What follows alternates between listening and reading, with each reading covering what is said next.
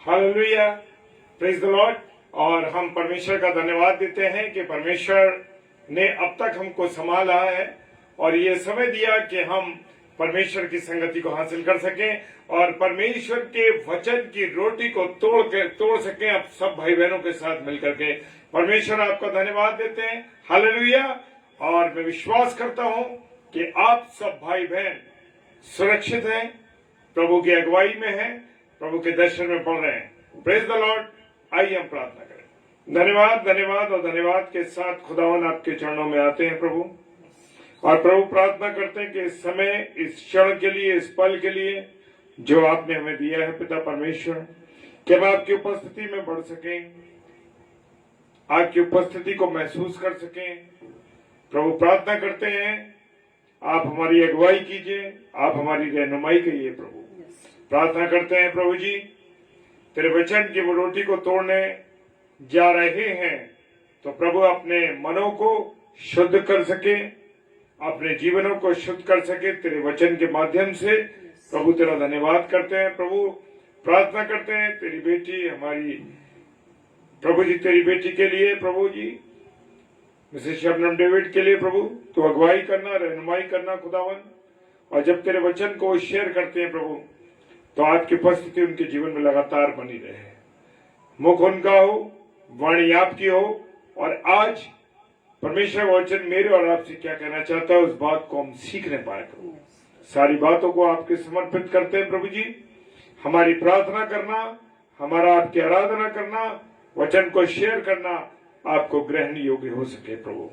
पिता परमेश्वर के सम्मुख यीशु जी के नाम से पवित्र आत्मा की अगुवाई में इस प्रार्थना को मांग लेते हैं। आमीन, आमीन और आमीन। Hallelujah, praise the Lord. तो आइए हम सब परमेश्वर की आराधना में चलें।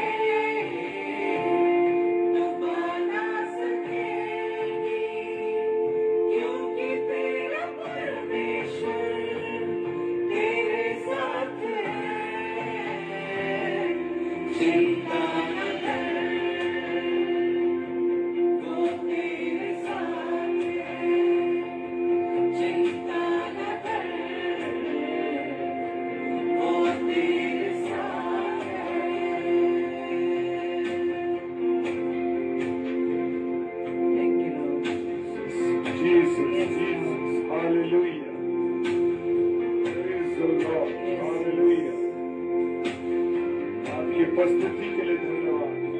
जीवन की राहों में हालात यूं होंगे, सूझेगा ना कुछ भी जब द्वार बंद होंगे। जीवन की राहों में हालात यूं होंगे, सूझेगा ना कुछ भी जब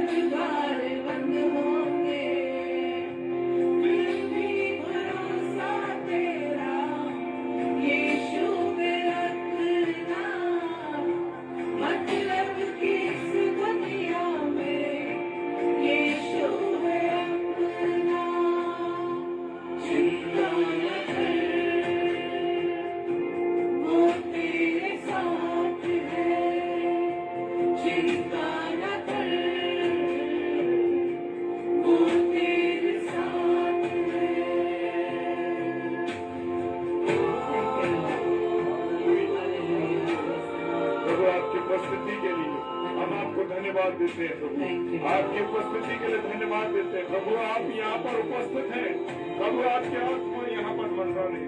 हालेलुया, प्रेज द लॉर्ड। धन्यवाद प्रभु, धन्यवाद प्रभु, धन्यवाद प्रभु, धन्यवाद प्रभु। Hallelujah, praise the Lord. धन्यवाद, आपका धन्यवाद करते हैं, धन्यवाद, आपका धन्यवाद करते हैं।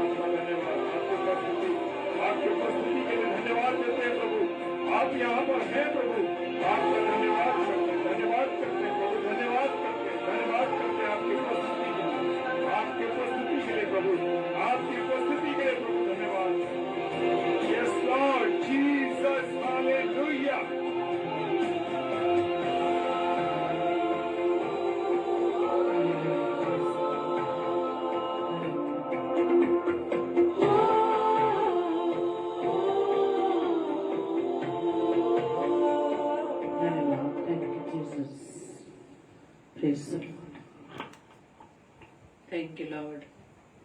धन्यवाद धन्यवाद धन्यवाद पिता परमेश्वर। Thank you Lord, thank you Jesus, thank you Holi spirit. धन्यवाद पिता परमेश्वर। तो आइए हम कुछ देर वचन में चलेंगे, वचन पर मनन करेंगे। और आज का वचन जो मेरे लिए व आपके लिए मेरे प्रिय वो है लूका रचित सुसमाचार, और हम इसको पढ़ेंगे 12 अध्याय उसका 15 पद। लूका रचित सुसमाचार उसका 12वां अध्याय और उसका 15वां पद। और वहां पर इस प्रकार से लिखा है, और उसने उनसे कहा, चौकस रहो और हर प्रकार के लोभ से अपने आप को बचाए रखो, क्योंकि किसी का जीवन उसकी संपत्ति की बहुतायत से नहीं होता। Praise the Lord. चौकस रहो। यहाँ प्रभु यीशु मसीह आज भी हमें चौकस रहने के लिए कहते हैं, अलर्ट रहने के लिए कहते हैं। और कई बार हम भी अपने बच्चों को जब वो छोटे छोटे रहते हैं और जब वो चलने लगते हैं तो हम ध्यान देते हैं कि कहीं वो गिर ना जाए। और जब जवान होते हैं तो हम सच के उनको संसार की या समाज की सब बातों को बताते हैं, अच्छाई बुराई को बताते हैं, उनको कहते हैं कि सावधान रहना, चौकसी करना, जब तुम इस जगह से जाओ या उस जगह से जाओ, ध्यान रखना। और ये उस समय की बात है जहाँ प्रभु यीशु मसीह भीड़ में खड़े थे और वहाँ पे 2 भाइयों में से एक भाई ने प्रभु यीशु मसीह से कहा कि मेरे भाई से कह कि पिता की संपत्ति मुझे बांट दे। Praise the Lord. आज हम प्रभु के पास क्यों जा रहे हैं? सिर्फ धन की को बांटने के लिए या धन की तरफ हमारा ध्यान है? प्रभु यीशु मसीह से जो वो लोगों को प्रभु की बातें बताता था, परमेश्वर के राज्य की बातों को शेयर करता था, लोगों को चंगा करता था, इस सब बातों को छोड़कर वो किधर ध्यान दे रहा है? क्या चीज बांटने के लिए कह रहा है? वो धन को बांटने की बात करता है कि मेरे भाई से कह दे कि मेरे पिता की संपत्ति मुझे बांट दे। और प्रभु यीशु मसीह से जवाब देते हैं कि किसने मुझे, हे मनुष्य, किसने मुझे तुम्हारा न्यायी या बांटने वाला नियुक्त किया है? उसके बाद प्रभु यीशु मसीह कहते हैं चौकस रहो और हर प्रकार के लोभ से अपने आप को बचाए रखो, क्योंकि किसी का जीवन उसकी संपत्ति की बहुतायत से नहीं होता। यहाँ हर प्रकार के लोभ से बचने के लिए, चौकसी बरतने के लिए प्रभु यीशु मसीह आज हमसे बात करने मेरे प्रियो। सिर्फ धन का लोभ ही नहीं, बहुत सी ऐसी चीजों का लोभ होता है, लालच होता है मनुष्य में कि वो रिश्ते नाते तक भूल जाता है, वो आपसे संबंधों का त्याग कर देता है। यहाँ पर सिर्फ धन के लोभ की बात ही नहीं है, यहाँ पर हम हर प्रकार के लोभ की बात करते हैं। यहाँ तक कि हम दूसरों के घर का लालच, दूसरे के पद का लालच, यानी कोई भी वस्तु जो हमें हमारे अंदर लालच पैदा करती है, उसको प्राप्त करने की इच्छा। लालच का मतलब क्या होता है? जो चीज हमारी नहीं है, लेकिन उसे पाने के लिए हम कहाँ तक गिर जाते हैं, या कहाँ तक हम उस काम को अंजाम देते हैं जो परमेश्वर की दृष्टि में घिनौना है, अच्छा नहीं है। तब प्रभु यीशु मसीह वहां पर एक दृष्टांत कहते हैं कि किसी धनवान की भूमि में बड़ी उपज हुई, और उस दृष्टांत को हमने कई बार पढ़ा है मेरे प्रियो। वहां पर हम देखते हैं कि जब उसकी उपज बहुत हुई और उसके कारण उसके पास ज्यादा होने के कारण उसके मन में विचार आने लगा, रखने की जगह उसके पास नहीं थी, उसके पास वो जगह नहीं थी कि अपनी उस बहुतायत की उपज को रख सके। और उसको रखने के लिए वो विचार करने लगता है कि मेरे पास तो जगह नहीं है, अब तो मुझे क्या करना होगा, कैसे मैं स्टोर करूंगा। आज हमारे पास भी प्रभु के अनुग्रह से बहुतायत से बहुत सी वस्तुएं हैं, लेकिन हम उसके द्वारा दूसरों को मदद कर पाते हैं, दूसरों को हम सहयोग कर पाते हैं? बल्कि बहुतायत होने के बाद भी हम और भी प्राप्त करने की चाहत रखते हैं, लालच रखते हैं, लोभ रखते हैं। लेकिन प्रभु यीशु मसीह वहां क्या कहते हैं कि हम बहुत सी प्लानिंग करते हैं कि बहुत सी संपत्ति हमारे पास है, बहुत उपज हमारे पास है, लेकिन और भी चाहने की हमारी इच्छा होती है। और कई बार हम भी इस बात को बोलते हैं, अरे हमारे पास बैंक बैलेंस इतना है कि हम अगर हमारे बच्चे अगर कमाएंगे भी नहीं ना, अगर नौकरी भी नहीं करेंगे तो बैठे बैठे वो खा लेंगे, बैठे बैठे वो इस बात की चिंता नहीं करेंगे कि हमें क्या कमाना है, क्योंकि उनके पास बहुतायत से है। हमने बहुतायत से हमारे पास संपत्ति इतनी है कि हमारे बच्चे कई पीढ़ी तक उसका इस्तेमाल कर सकते हैं। लेकिन प्रभु यीशु मसीह ने एक बहुत उत्तम बात कही जिसे हमें समझने की जरूरत है। जहां पर तो हम दिन रात इन चीजों को पाने के लिए जीवन की महत्ता को नहीं समझ पाते कि आज प्रभु ने जो हमें जिंदा रखा है, जीवित रखा है, उसके पीछे क्या प्रभु का उद्देश्य है। प्रभु ने किस कारण मुझे व आपको अपने स्वरूप, अपनी समानता में रचा, ताकि हम अपने जीवन से प्रभु को महिमा दे सके, प्रभु के इस राज्य को बढ़ाने के लिए, परमेश्वर के राज्य को बढ़ाने के लिए अपने जीवन को खर्च कर सके। नहीं मेरे प्रियो, बल्कि हम अपने इस जीवन को जो प्रभु ने दिया है, प्रभु के अनुग्रह से हमें मिला है, उस जीवन को सिर्फ इस संसार में हम खर्च करना जानते हैं। लेकिन प्रभु यहाँ पे कहते हैं कि तू अपने मन में तो बहुत विचार कर रहा है, प्लानिंग कर रहा है कि मैं सारी प्रॉपर्टीज को, सारे अपने इस उपज को मैं कैसे रखूं, कैसे स्टोर करूं, कैसे इसको सेव रखूं। आज हम भी करते हैं ना प्लान। जिनके पास बहुत धन होता है उनकी बड़ी प्लानिंग होती है, अरे इसका हम क्या करवा दे, एफडी करवा दे, अगर हमारे पास बहुत ज्यादा ज्वेलरी है उसको लॉकर में रखवा दें। उनकी तरफ ही हमारा ध्यान है। कहते हैं ना, जहां तुम्हारा धन वहां तुम्हारा मन भी लगा रहता है। और हम दिन रात इसी बात की चर्चा करते रहते हैं, प्लान करते रहते हैं कि हम किस तरह से इसको सेव करके रख सकते हैं। और पिछले समय में हम देख सकते हैं ना कि पिछले दिनों में जब 2000 रुपए की बात को, नोटबंदी की बात हुई, तो किस प्रकार से जिनके पास इतना धन जमा था, किस प्रकार से वो अपने उन रुपयों को जमा कर रहे थे। लेकिन प्रभु यीशु मसीह इस दृष्टांत में कहते हैं कि तू प्लानिंग तो बहुत कर रहा है कि मुझे क्या, कैसे अपनी प्रॉपर्टी को सेव रखना है, कैसे अपनी उपज को स्टोर करने के लिए अब मेरे पास जगह नहीं है, उस जगह को मैं बड़ा बनाना चाहता हूँ। दिन रात इसी में तू प्लानिंग करता रहता है, लेकिन एक क्षण के लिए हमें सोचने की आवश्यकता है मेरे प्रियो।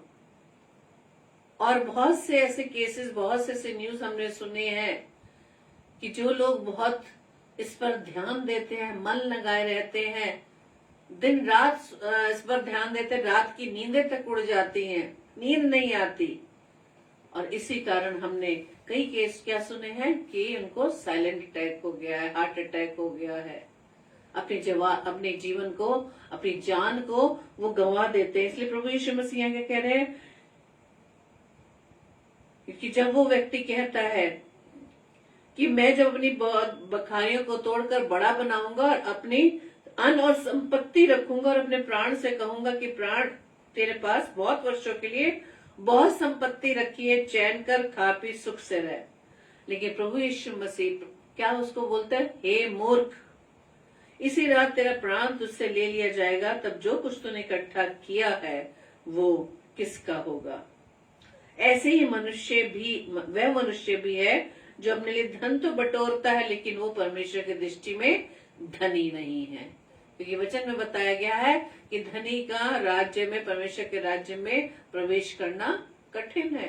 क्यों? क्योंकि उसका ध्यान तो उसको सेव करने में लगा हुआ है, उसको अपने जीवन की चिंता नहीं है कि अगले पल मेरे जीवन में क्या होने जा रहा है। परमेश्वर का वचन हमें सिखाता है, जब पहले तीमुथियुस के 6 अध्याय के 6 से 10 पदों में जब हम पढ़े, वहां लिखा है कि मनुष्य के पास जो सेटिस्फैक्शन है, संतोष है, वो जो संतोष है, जो भक्ति है, वही उसकी बहुत बड़ी कमाई है। दिन रात हम अपने जॉब में लगे रहते हैं, जॉब तो खुदावन ने दी है हमें, उसके साथ साथ हम एक्स्ट्रा भी ऐसे कार्य करते हैं कि हमारी संपत्ति, हमारी सैलरी, हमारी आमदनी बढ़े, बहुतायत से हो। उसके बावजूद भी हमें किसी प्रकार का संतोष नहीं है, सेटिस्फाइड नहीं है, और होना चाहिए, और होना चाहिए। क्यों? क्योंकि हमें संसार की अभिलाषाओं ने इतना घेरा हुआ है कि जो कुछ भी आज हमारे पास प्रभु के अनुग्रह से, उसमें हम संतुष्ट नहीं है। लेकिन जिसके पास संतुष्टि है, संतोष है, प्रभु का वचन कहता है कि संतोष सहित भक्ति ही हमारी बहुत बड़ी कमाई है। क्योंकि ना हम इस जगत में कुछ लाए हैं, ना कुछ ले जा सकते हैं, और ये फैक्ट है। और यदि हमारे पास खाने और पहनने को हो तो उन्हीं पर संतोष करना चाहिए। पर जो धनी होना चाहते हैं वे ऐसी परीक्षा और फंदे, बहुतेरे व्यर्थ और हानिकारक लालसाओं में फंसते हैं जो मनुष्य को बिगाड़ देती है और विनाश के समुद्र में डुबा देती है। क्योंकि रुपयों का लोभ सब प्रकार की बुराइयों की जड़ है, जिसे प्राप्त करने का प्रयत्न करते हुए कितनों ने विश्वास से भटक कर अपने आप को नाना प्रकार के दुखों से छलनी बना लिया है। Praise the Lord. इस पदों से बिल्कुल ये स्पष्ट है कि आज कलाम हमसे क्या बात करना है मेरे प्रियो। धन बहुत है, जब धन बहुत है तो इच्छाएं भी बहुत है, और इच्छाएं बहुत है तो उसे पूरा करने के लिए हम उसमें दिन रात लगे रहते हैं। और इतना धन होने के बाद भी हमें उसकी कोई भी वैल्यू नहीं है। और वैल्यू हम तब जान पाएंगे जब हम उन लोगों पर अपना ध्यान देंगे जिनके पास 2 वक्त रोटी खाने के लिए भी नहीं है। लेकिन प्रभु की आशीष जो आज मेरे पास व आपके पास है, उसका हम किस प्रकार से यूज कर रहे हैं, इसका भी प्रभु हिसाब लेगा मेरे प्रियो। प्रभु से हम प्रार्थना करते हैं ना कि जिन गरीब मोहताजों को नहीं मिला उन्हें भी तू दे, प्रभु हमसे सवाल करेगा कि तुम इस पृथ्वी पर किस लिए हो, तुम्हारे पास जो ब्लेसिंग्स है वो किस लिए है। क्या तुम अपनी इस ब्लेसिंग्स में से दूसरों को हेल्प कर पा रहे हो। तुम्हारी आंखों के सामने से एक जरूरतमंद निकल जाता है, लेकिन क्या तुम्हारे मन में ये ख्याल आता है, विचार आता है कि हम उसकी सहायता कर सके। आपके दरवाजे पर, आपके घर में कोई भी व्यक्ति यदि हेल्प के लिए आता है तो सिर्फ हम उसको दुआ देकर भेज देते हैं, लेकिन जो उसकी आवश्यकता है उन आवश्यकताओं को पूरा करने के लिए अपनी ब्लेसिंग्स में से उसे कुछ नहीं देते। तो सिर्फ दुआ करना काफी नहीं है, प्रेयर काफी नहीं है, बल्कि उसको जो जरूरत है उसे उसके द्वारा उसकी मदद करने की जरूरत है मेरे प्रियो। क्योंकि परमेश्वर का वचन क्या कहता है कि ना तो हम इस जगत में कुछ लाए हैं और ना ले जा सकते हैं। मनुष्य को मालूम है, लेकिन फिर भी दिन रात इसी काम में लगा रहता है कि किस प्रकार से हम अपनी संपत्ति को बढ़ाएं। दूसरों मनुष्यों के साथ कंपैरिजन में इतना बढ़ चुके हैं कि यदि किसी के बने ये प्लॉट ले लिया तो हमें भी वो लेना है, किसी ने के पास 3 घर है तो हमें भी वही लेना है। क्यों? क्योंकि उनके पास धन बहुत है, क्योंकि उनके पास धन बहुत है।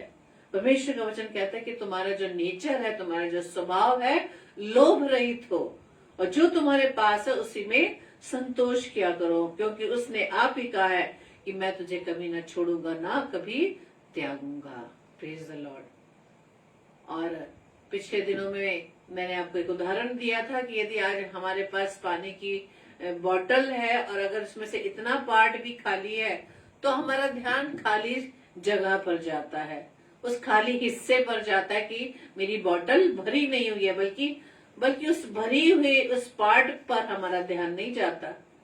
ब्लेसिंग्स आज खुदा के अनुग्रह से हमारे पास बहुतायत से है, लेकिन फिर भी हम उन चीजों की इच्छा करते हैं यदि हमारे पास वो नहीं है। हम क्या जो हमारे पास है, क्या हम प्रभु को धन्यवाद देते हैं? क्या प्रभु के पास आने के लिए हमारे पास समय है, उसके पास बैठने के लिए समय? क्यों? क्योंकि प्रभु ने इतनी ब्लेसिंग्स हमें दिए हैं, उसके अनुग्रह के द्वारा हमें इतनी ब्लेसिंग्स मिली है कि वही ब्लेसिंग्स हमें प्रभु के पास आने से रोकती है।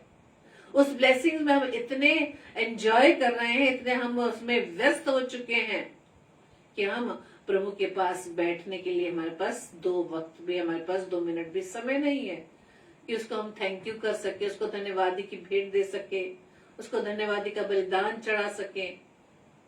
Praise the Lord.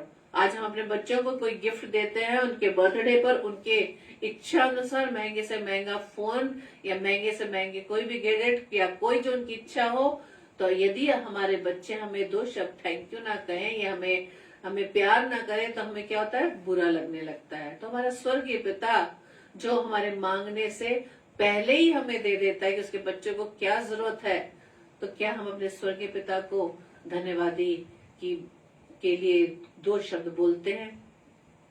प्रभु ने तो अपना इतना बड़ा बलिदान हमारे लिए दे दिया जो कोई नहीं दे सकता, और जिसने हमारे लिए अपना कीमती लहू बहा दिया ताकि हम फिर से पाप में न गिरे। हमें पापों से छुड़ाने के लिए परमेश्वर ने अपने इकलौते पुत्र को क्रूस पर दे दिया, लेकिन हमारे नजर में, हमारे जीवन में हमारे प्रभु की क्या इम्पोर्टेंस है, क्या स्थान है? उसकी जगह हमने इन सारी संसारिक अभिलाषाओं को स्थान दिया हुआ। आज भी हम लोभ में है, आज भी हम उन लोभ के कारण बुराइयों में पड़े हैं कि मिल जाए किसी ना किसी तरह। Praise the Lord. परमेश्वर का वचन कहता है, जब हम यिर्मयाह की पुस्तक में पढ़े, वहां लिखा है, तू केवल अपना ही लाभ देखता है, तू केवल अपना ही लाभ देखता है, निर्दोषों की हत्या करने और अंधेर और उपद्रव करने में अपना मन और दृष्टि लगाता है। जो लोभी व्यक्ति है, जो हर प्रकार के लोभ में फंसा हुआ है कि मेरे पास ये होना चाहिए, उसके पास है तो मेरे पास क्यों नहीं है, चाहे हमें कुछ भी करना पड़े, चाहे उसमें हमें कितनी स्ट्रगल करनी पड़े, हम ले तो लेते हैं, लेकिन उस परेशानियों में से हमें गुजरना पड़ता है। क्यों? क्योंकि हमें वो सब चीज चाहिए। और कुछ लोग जो अपने लाभ के लिए दूसरों पर अंधेर करते हैं, निर्दोषों को परेशान करते हैं। आज देखते हैं ना अपने देश में, अमीर अमीर होता जा रहा है, गरीब गरीब होते चले जा रहे हैं, क्योंकि ध्यान हमारा उन पर नहीं है जो जरूरतमंद है, जो निर्दोष है, जिन्हें इन सब चीजों की आवश्यकता है, उसकी ओर हमारा ध्यान नहीं। क्यों? क्योंकि हम सिर्फ अपने लाभ को ही देख रहे हैं। हमें बेनिफिट होना चाहिए, किसी को हो या ना हो।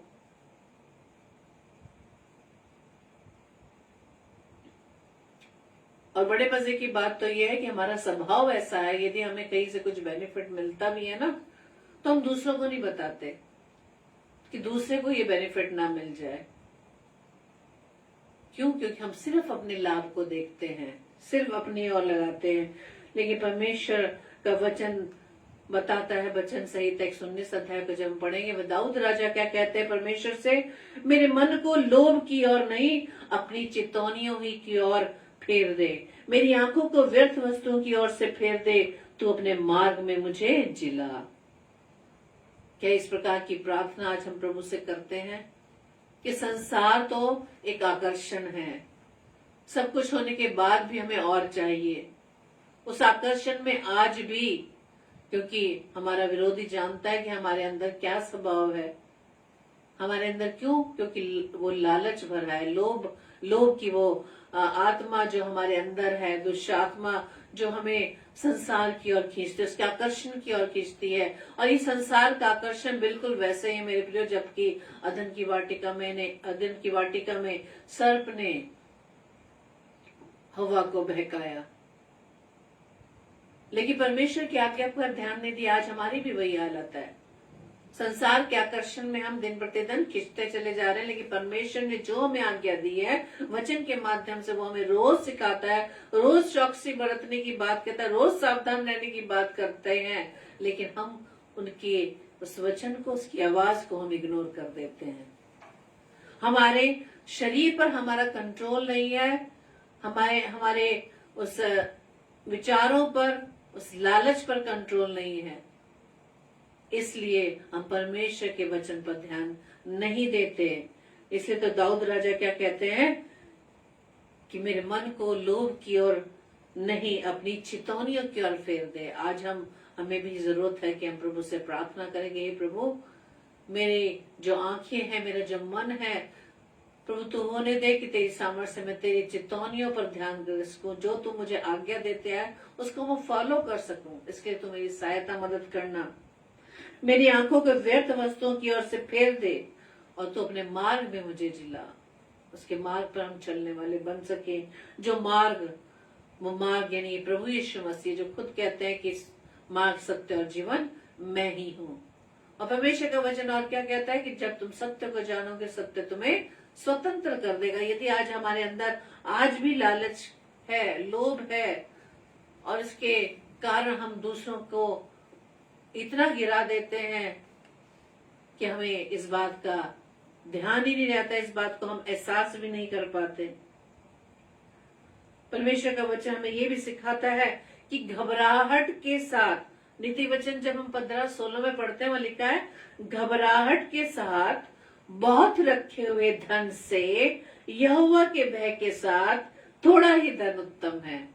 और कितने सुंदर शब्द हैं, घबराहट के साथ बहुत रखे हुए धन से, यानी जिनके पास ज्यादा धन होता है, ज्यादा प्रॉपर्टीज होती है, उसमें क्या होता है, उनको एक डर भी रहता है, उसमें डर भी रहता है कि हमारी प्रॉपर्टी ऐसी ना हो जाए, हमारा धन कहीं इधर से उधर ना हो जाए। मतलब दिन रात उसकी चौकसी हम करते रहते हैं, किसी तरह से हमें कोई नुकसान ना हो। तो परमेश्वर का वचन क्या कहते हैं कि घबराहट के साथ बहुत रखे हुए धन से यहोवा के भय के साथ थोड़ा ही धन उत्तम है। जिसके पास थोड़ा धन होगा उसे कोई भी चिंता नहीं होगी कि कोई भी आ जाए, घर में कोई भी आ जाए, कुछ नहीं मिलने वाला। लेकिन जिनके पास ज्यादा धन हो तो उन्हें घबराहट रहती है, उनका मन बेचैन रहता है, रात को नींद नहीं आती। इसलिए थोड़ा धन ही यहोवा के भय के साथ उत्तम है। परमेश्वर का वचन कहता है कि धन के साथ साथ और प्रकार के लोभ से भी हमें बचने की जरूरत है। इसलिए परमेश्वर का वचन हमें समझाता है कुलुस्सियों की पत्री 3 अध्याय की 5 पद में, इसलिए अपने उन अंगों को मार डालो जो पृथ्वी पर हैं, अर्थात व्यभिचार, अशुद्धता, दुष्कामना, बुरी लालसा और लोभ को, जो मूर्ति पूजा के बराबर है। यानी कि किसी चीज का लालच भी मूर्ति पूजा के बराबर है। मूर्ति पूजा का मतलब ये नहीं कि वो मूर्ति जिसकी हम पूजा करते, नहीं। यदि हम किसी चीज का लालच करते हैं कि हमें ये चाहिए, ये चाहिए, ये चाहिए, वो भी एक मूर्ति पूजा के बराबर है। इसलिए परमेश्वर का वचन कहता है कि इस मूर्ति पूजा से बचने के लिए, इस लोभ रूपी मूर्ति पूजा से बचने के लिए अपने शरीर के अंगों को मार डालो, उस पर कंट्रोल कर लो, ताकि तुम इस प्रकार के लोभ में ना पड़ने पाओ। परमेश्वर का वचन कहता है, हमें सिखाता भी है कि तुम्हें चिंता करने की जरूरत नहीं कि हमें क्या खाएंगे, क्या पिएंगे, क्योंकि परमेश्वर का हमारा ध्यान है। और वो बड़े अच्छे से उदाहरण देते हैं कि पक्षियों को देखो, ना तो बोते ना काटते हैं, तो भी परमेश्वर ने खिलाता है। लेकिन हम मनुष्यों को, जो जिसे परमेश्वर ने अपने स्वरूप समानता में बनाया, क्या उन्हें ना खिलाएगा? लेकिन चिंता हम करते हैं। अब कितना सुंदर गीत हमने प्रभु की महिमा में गाया कि चिंता न कर, वो तेरे साथ है। आंधियां तुझे डरा न सकेंगी, लहरें तुझे डुबा न सकेगी, क्योंकि परमेश्वर तेरे साथ है। हम जरा सी बात में भी हम घबरा जाते हैं, जिसमें हम कुछ नहीं भी कर पाते, जो हमारे बस की बात भी नहीं है, उसके लिए भी हम घबराने लगते, उसके लिए भी हम दिन रात चिंता करने लगते। लेकिन परमेश्वर क्या कहता है कि चिंता करने की आवश्यकता नहीं है, उसे हमारा ध्यान है। हम चिंता करते हैं कल हम क्या खाएंगे, क्या पहनेंगे, बहुत आयत से हमारे पास बहुत कुछ है, लेकिन फिर भी हम कहते हैं हमारे पास कुछ नहीं है। परमेश्वर का वचन कहता है कि क्या प्राण भोजन से और शरीर वस्त्र से बढ़कर नहीं? ये शरीर जो पवित्र आत्मा का मंदिर है, क्या वस्त्रों से बढ़कर नहीं? प्रभु परमेश्वर हमारे वस्त्रों को नहीं देखता, हमारे इस मंदिर को देखता है, जो उससे प्रभु ने अपने लिए तैयार किया है। क्यों तैयार किया है? उसने अपने रहने के लिए तैयार किया है। तो हमें ये चिंता करने की जरूरत नहीं कि हमें क्या खाना है और क्या पहनना है, क्योंकि प्रभु को मालूम है कि इस मंदिर को किस प्रकार से मुझे रखना है।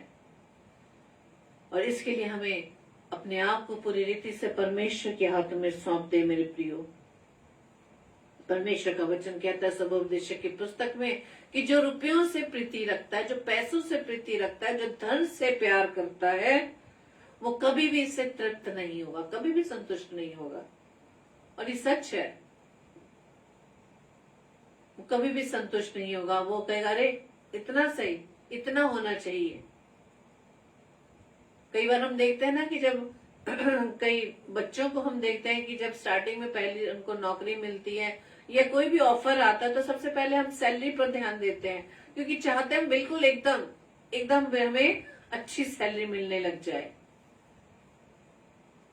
क्योंकि जब हम उस सैलरी को भी मिलेगी तो उसके बाद भी संतुष्ट नहीं होंगे कि नहीं, इससे ज्यादा सैलरी हमें मिलनी चाहिए। क्योंकि जो रुपयों से प्रीति रखता है वो कभी भी रुपए से तृप्त ना होगा, और ना जो बहुत धन से प्रीति रखता है उसके लाभ से भी उसके लिए सब कुछ व्यर्थ होगा। वचन कहता है कि परिश्रम करने वाला चाहे थोड़ा खाए तो भी उसकी नींद सुखदायी होती है, परंतु धनी के धन के बढ़ने के कारण उसको नींद नहीं आती है। जब हम सबोपदेशक की पुस्तक उसके 5 अध्याय के 12 पद को पढ़ेंगे, वहां क्या लिखा है कि परिश्रम करने वाला चाहे थोड़ा खाए तो भी उसकी नींद सुखदायी होती है, बड़े सुख की नींद होती है। लेकिन जो धनी व्यक्ति है वो धन के बढ़ने के कारण उनको नींद नहीं आती है, क्योंकि चैन के साथ एक मुट्ठी उन 2 मुट्ठियों से अच्छा है जिनके साथ परिश्रम और मन का कुड़ ना हो। एक मुट्ठी चैन के साथ एक मुट्ठी 2 मुट्ठियों से अच्छा है जिनके साथ परिश्रम और मन का कुड़ ना हो। परमेश्वर इन लोगों के जिन्हें जो संतुष्ट नहीं है, जो ज्यादा धन होने के कारण फिर भी लालच में पड़े हैं कि हमें और चाहिए, और उनका जो धन है, जो वचन कहता है कि जो रुपया होता है वो हर प्रकार की बुराइयों की जड़ होता है।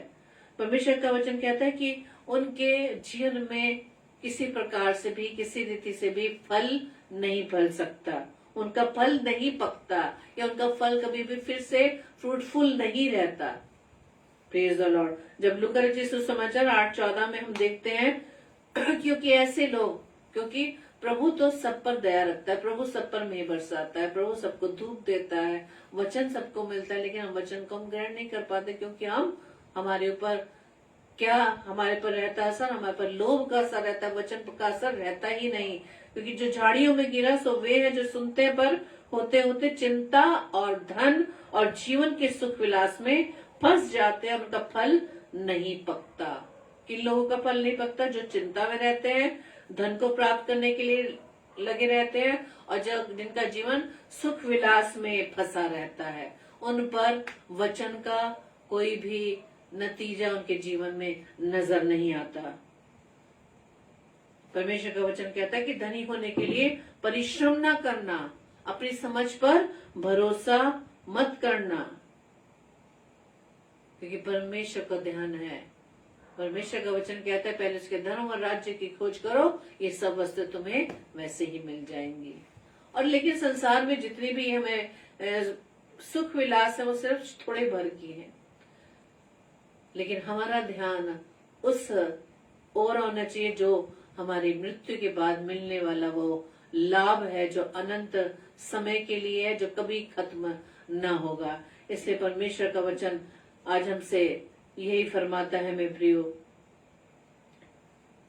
कि चौकस रहो और हर प्रकार के लोभ से अपने आप को बचाए रखो, क्योंकि किसी का जीवन उसकी संपत्ति के बहुतायत से नहीं होता। क्योंकि जीवन हमारा सबसे ज्यादा मूल्यवान है, ये जीवन जो प्रभु की ओर से हमें मिला है। परमेश्वर आप सभी को बहुतायत से आशीष दे। आइए हम प्रार्थना करें।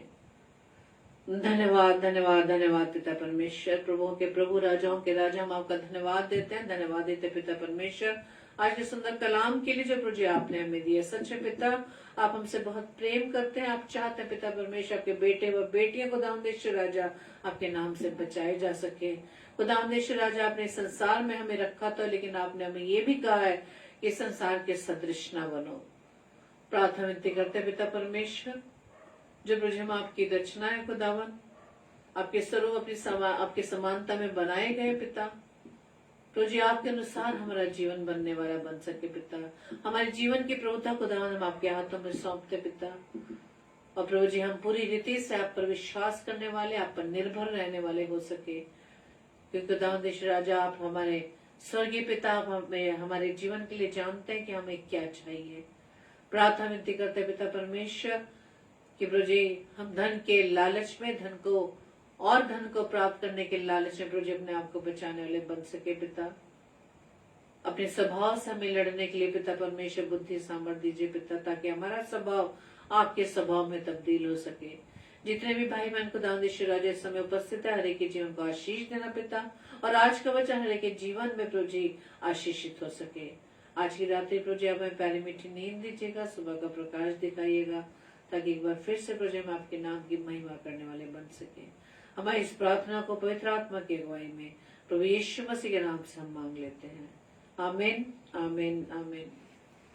Praise the Lord. जय मसीह की। कल के लिए सूचना इस प्रकार से है, कल थर्सडे है, कल 7 बजे सिस्टर रूथ सरकार जो वेस्ट बंगाल से है, और रात्रि 8 बजे सिस्टर सुगंधा जॉन जो आगरा से ही है, दोनों बहनें परमेश्वर के कलाम को हमारे बीच में शेयर करेंगी। और इसी तरह से हम 10 बजे डेली डिवोशन में मिलकर परमेश्वर के वचन की रोटी को तोड़ेंगे और आशीषित होने पाएंगे। Praise the Lord. जय मसीह की।